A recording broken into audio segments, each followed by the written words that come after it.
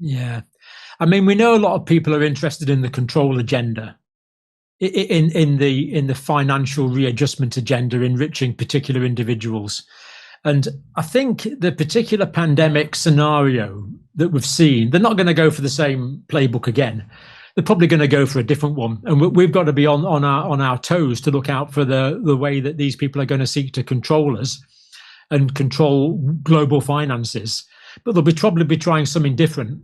So they'll probably aim for something that gives the same end, but they'll use a different methodology to do it, because they've kind of played the pandemic card. So what are they going to play next? I don't know. They're going to play the threat of war pandemic, or the threat of civil war pandemic, or the terrorism thing, or are they going to do that? But at the moment, they're still fiddling around with gain-of-function research in laboratories around the world. Yes, this is still happening. Now, the gain-of-function research that produced the SARS coronavirus 2 was probably not overt genetic engineering viral research. It was probably multiple generations of viruses and kind of a guided evolution. So they'd find out a virus that infected human cells a little bit more effectively. So they'd like breed that virus up, if you like. It's a bit like breeding dogs. If you want a dog to run fast, then over 100 generations, you select dogs with longer legs. Or if you want a dog to smell to rat out, to fish out rats or something, you breed up terriers. We can breed up all these different sorts of dogs. You can do much the same with viruses. I suspect that's the way that happened with the SARS coronavirus 2. And that's still happening. But there's also overt genetic manipulation of essentially synthetic viruses, a virus that never occurred in nature. Now, it is quite possible that there could be a virus escapes from a lab that kills, make up a number, 70, 80, 90% of people that infects. That is possible. And it's also possible that virus could spread really, really quickly. And what I've thought is, we have this saying, cry wolf, don't we? What I've thought is, if such a virus came out, would people believe it? I think a lot of people wouldn't. So, if such a virus comes out, it could be possible that you and I'd have to make videos saying, look, I've talked to some of the world's leading experts about this, which I would do straight away. I'd be on the phone straight away. And to tell you the truth, there is a virus spreading from country X that does kill 50% of people that it infects, that does spread as quick as the SARS coronavirus 2 did. Therefore, there's a real threat that this is going to kill half of the population of our countries. That is not inconceivable, given that viruses are weaponized for essentially military purposes. That existential threat remains. So, I'm hoping that's a video I never have to make. I really hope it isn't. But it is possible. Well, they're bringing digital IDs to the UK now. Don't start me. Don't start me on digital ID. Everyone in the UK is going to get a digital ID card, as far as we know. It's going to be linked to probably everything. The petition against it is on, I think it's getting on for 3 million signatures of people that have, voted against it now. But all that does is get you a parliamentary debate. But the current government has got such a large majority that basically they can pass whatever they want. They're weaponizing aspects of the power of the state against the individual.